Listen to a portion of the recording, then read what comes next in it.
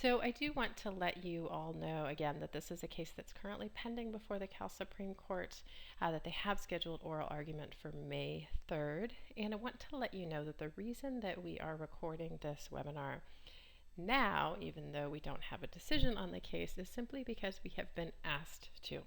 That the stakes in this case are high enough that tribes are very, very interested in following it and really want to be able to understand the background of the case and what the court specifically is considering.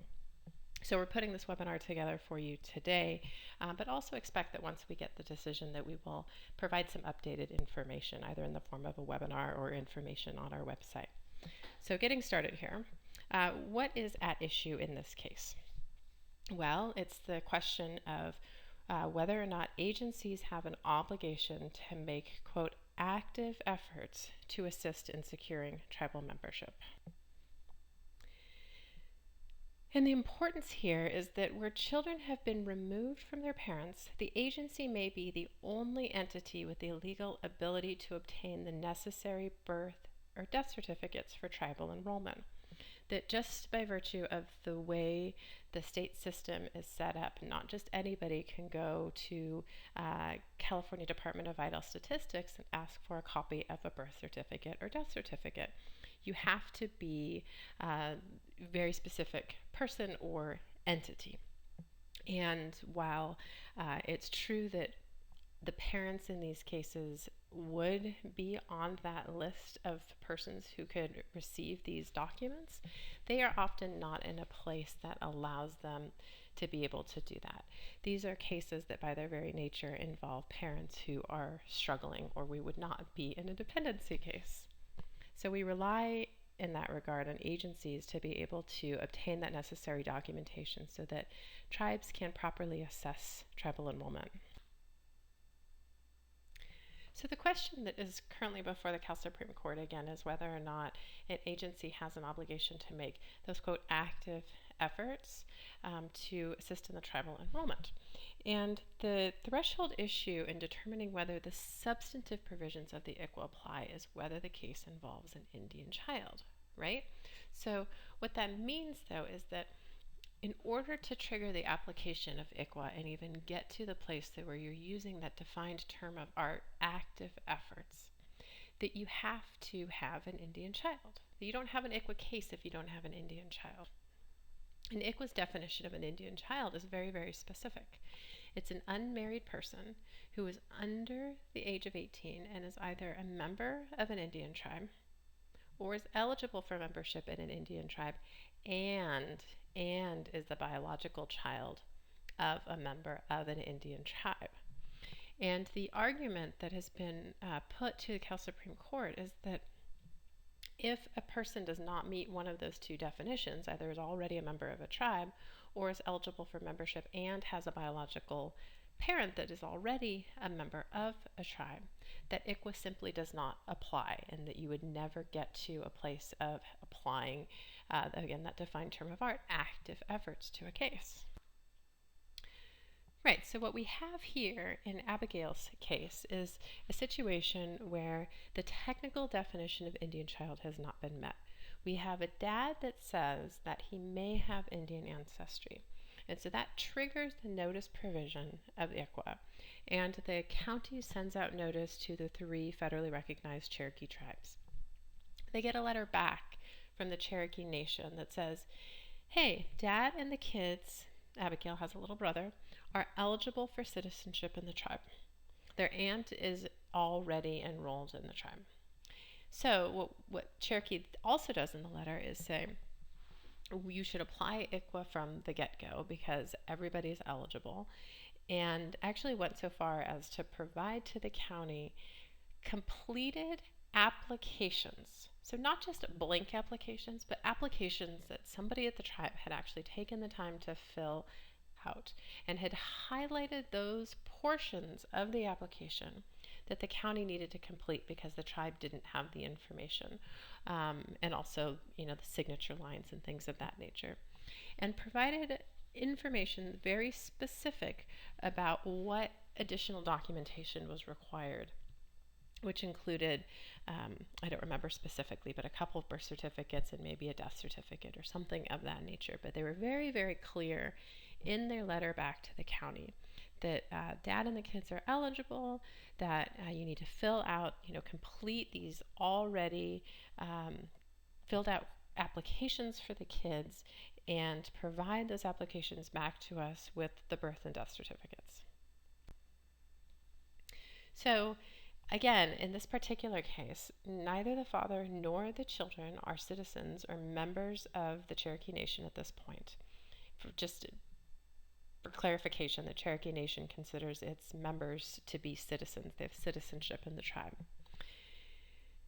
And so, because the fact that we don't have a situation that meets the technical definition of Indian child, Sacramento County balks at applying the act and making efforts of any kind to assist in securing membership for Abigail and her brother.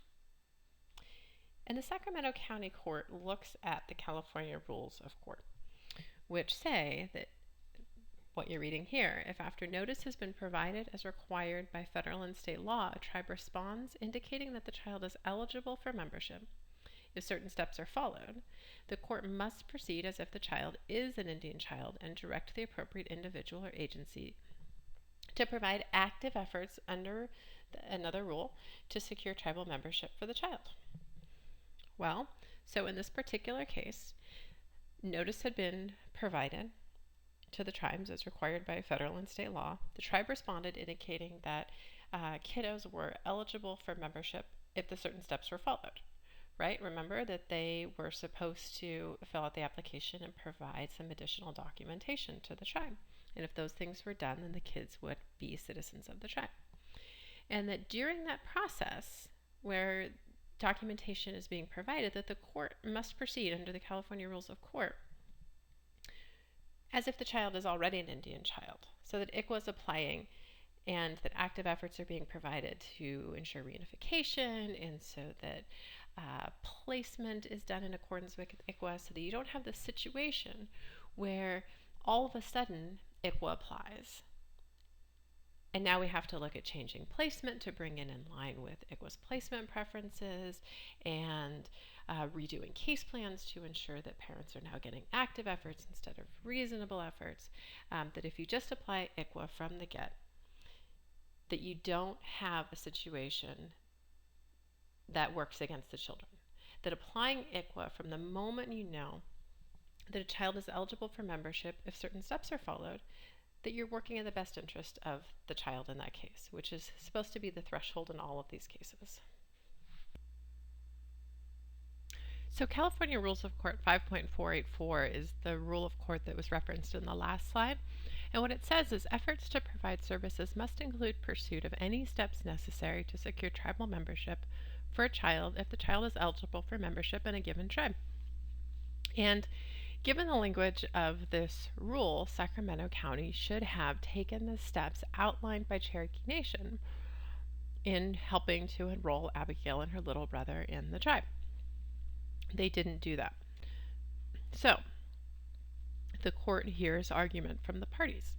And Sacramento County says that ICWA doesn't apply because the children are not members, and while they're eligible for membership, neither parent is a member. So, again, based on the strict federal definition of Indian child, you don't have a person who qualifies under that definition in this case. So Sacramento County argues that there's no duty to make active efforts to assist in enrollment because ICWA simply doesn't apply yet.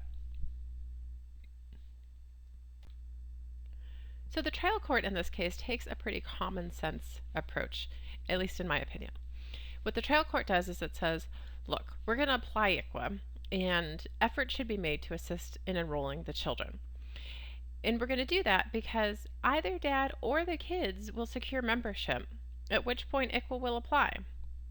And then the court goes on to say, applying ICWA will avoid, quote, having to redo something and making this dependency matter 2 or 3 times as long. So really, the court is simply understanding that it's in the best interest of these kids to apply ICWA. And by applying ICWA, we have kids that are placed in an ICWA-compliant home. there's testimony of a qualified expert witness, and active efforts are provided. So really, in applying ICWA, the court advances toward timely permanence and avoids a need for a change of placement later. All things that, again, are in the best interest of the children in this case. So because ICWA applies, we have the testimony of a qualified expert witness. But what we have to remember is that the qualified expert witness, even though it's a requirement of ICWA, it's really the county's expert, and that was the case with Abigail A. And in this particular situation, the qualified expert witness provides inaccurate testimony regarding Cherokee Nation's citizenship process. The information that's provided to the court is that these kids can't be enrolled unless or until dad is enrolled. And I have to imagine that the assumption that was made is that because Cherokee Nation enrollment is based on lineal descendancy, that if dad isn't enrolled, that the kids can't be enrolled. But that's just not true. In reality, the children can be enrolled without dad or the grandmother having been enrolled just by providing documentation proving descendancy from another enrolled person. And the really troubling part of all of this is that Cherokee Nation already provided the accurate information to the court. Cherokee Nation, prior to the testimony of the qualified expert witness, had already explained to the court by letter that all that had to be done was that the application had to be complete and those birth certificates and death certificates provided. And, as we all know, it is the tribe that controls its membership criteria. And in this particular situation, instead of allowing the tribe's information about whether or not these kids are eligible for citizenship to hold the weight that it's entitled to under law, we get this testimony that really muddies the waters. And so the case is appealed by Sacramento County, and the appellate decision says that ICWA did not apply and should not have applied.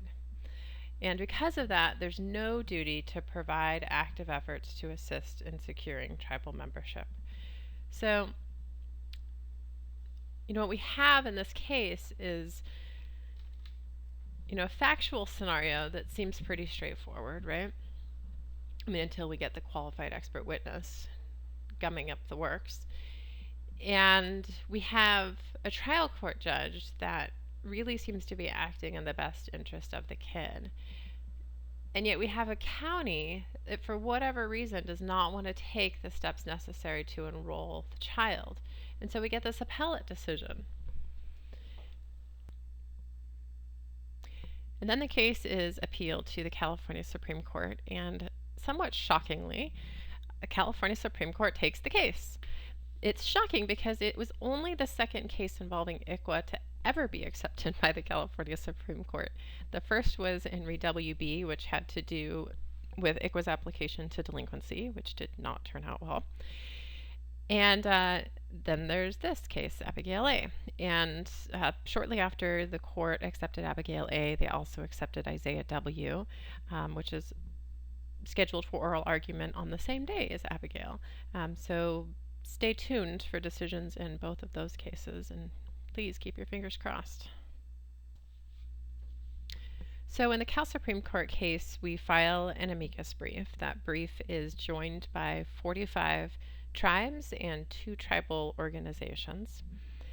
And we also request judicial notice to correct the factual error in the record regarding enrollment. The amicus brief that we filed makes an argument that it doesn't matter whether you call them active efforts or reasonable efforts. What matters is that the agency had an obligation to assist in securing tribal membership for these kids, and that when a child is removed from its parents, as in dependency cases, the agency steps into the shoes of the parent and is obligated to facilitate the things that are necessary for that child. So we also argued in our amicus brief that assistance in securing tribal membership should be something that's encompassed within the Foster Care Bill of Rights. That in California we have a law that provides certain rights to foster children, and it includes things like participation in extracurricular activities or cultural and personal enrichment activities, or assistance in obtaining a driver's license at age 16. And the idea behind this law is that these children are in the dependency system and they are reliant upon the agency to assist them in navigating their lives, that they can't necessarily go out and engage in life as a normal child unless the agency helps them do that. And the other idea is that these are things that are good for them, that they are beneficial for them.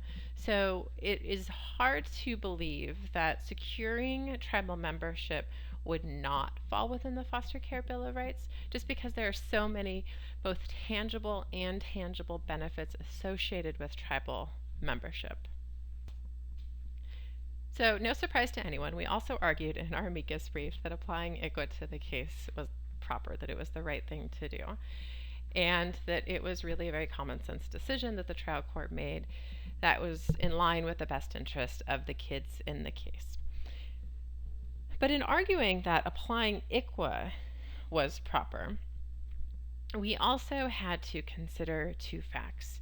One fact was just simply that social workers are already busy people and that we are asking them to do something additional. The second fact is that there are many, many cases out there where a person claims Indian ancestry, triggering ICWA's inquiry and notice requirements, where ICWA does not end up applying to the case. And if you have a situation where the agency is going to have to exhaust all options in trying to enroll a child in every one of those, that it's going to be really burdensome. And just trying to think about this from, again, just a very common sense approach, Mark Radoff, a senior staff attorney in our Escondido office, came up with the first bullet point that you see on this slide, that it was reasonably foreseeable that Abigail and her brother would be enrolled. And that's really the test that we are asking the California Supreme Court to adopt, that where it's reasonably foreseeable that a child or children will be enrolled if you, for instance, as in this case, follow the steps laid out by the tribe, then that assistance should be provided. But where it's not reasonably foreseeable, that's not a requirement. I have to say that I really do think that is a good approach to this case, and we hope that a decision comes down along those lines. We also just really tried to articulate for the court, though, that the tribe had already made its determination of eligibility for membership, and that is a decision that is only left to the tribe. That the court doesn't have the opportunity to make that decision, that a social worker doesn't have an opportunity to make that decision, and that a qualified expert witness doesn't get to make that decision. The only entity that gets to make that decision is the tribe. And we argued also that it's analogous to a Southern California case in Re Jack C3 that had a fact pattern that went something like this. Kid is eligible for enrollment, dad is eligible for enrollment. So similarly to this case, under the strict definition of ICWA, child is not an Indian child. Tribe says that tribal attorney writes a letter to the court and actually says, there are some internal procedural stuff that needs to be done, but once that's done, membership will happen and ICWA will apply. So apply ICWA now. And the appellate court in that case said that yes, the tribe had made a determination that this child is a member, but for the completion of these documents, and so ICWA does apply to the case. We also argued in our amicus brief that applying ICWA to this case was proper under the 2015 BIA Guidelines, which state that if there's any reason to believe the child is an Indian child, the agency in state court must treat the child as an Indian child unless and until it is determined that the child is not a member or is not eligible for membership in an Indian tribe. Which seems like pretty straightforward language there, that applying ICWA before you have a kid that meets that strict definition of Indian child is appropriate in the best interest of the kid. The BIA guidelines also include a provision that says, in the event the child is eligible for membership in a tribe, but is not yet a member of any tribe, the agency should take the steps necessary to obtain membership for the child in that tribe. So again, we just felt like it was really helpful language that should be articulated for the court. But I should point out here that the BIA did actually file an amicus brief in this case that is not particularly helpful. So again, keep your fingers crossed. We also included some information in the amicus brief around the simple fact that in this case, we know that these kids are eligible for tribal membership.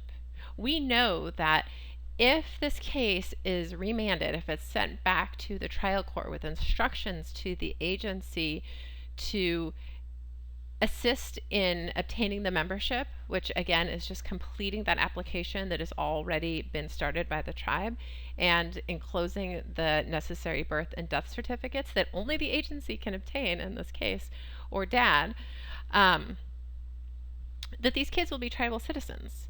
That a remand in this case, again sending this case back to the trial court, will not be a futile effort, that it won't just result in spinning of the wheels and wasting anybody's time, that this is a real situation where kids will go one day from not being members of their tribe to the next day being citizens of Cherokee Nation.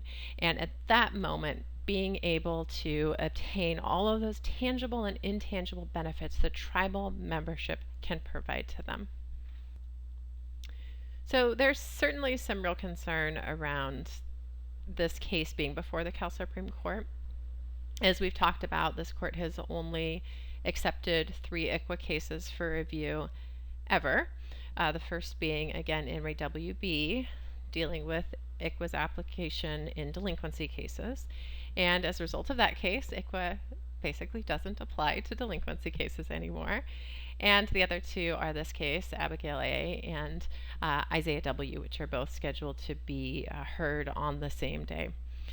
And what we're really worried about in this particular case is that the court will look at that very strict definition of Indian child and determine that either a child has to actually be a member or a parent has to actually be a member in order to move forward in any ICWA analysis. And, as we've talked about, our position is that that will just not operate in the best interest of so many children in the system, but that also it shouldn't matter whether or not ICWA applies. And perhaps it shouldn't be active efforts, right? That perhaps the rule of court should include something along the lines of reasonable efforts, but that efforts do have to be made. That if you're going to call them reasonable efforts, or you're going to encompass it within the Foster Care Bill of Rights, that in some way an agency should have to take the steps necessary to assist in securing tribal membership for children. That to not do so would be to work against their best interest. Well, I hope that this information has proved useful to you in helping you understand this case at least a little bit better. Abigail A. and Isaiah W. are both scheduled for oral argument on May 3rd at 1:30. And it looks like the Cal Supreme Court will be providing a live feed of the oral arguments. So you may want to check that out on the Cal Supreme Court website if you're interested in tuning in. Otherwise, feel free to check back on the CILS website over time. We will definitely be providing information about the decision there. Thanks again.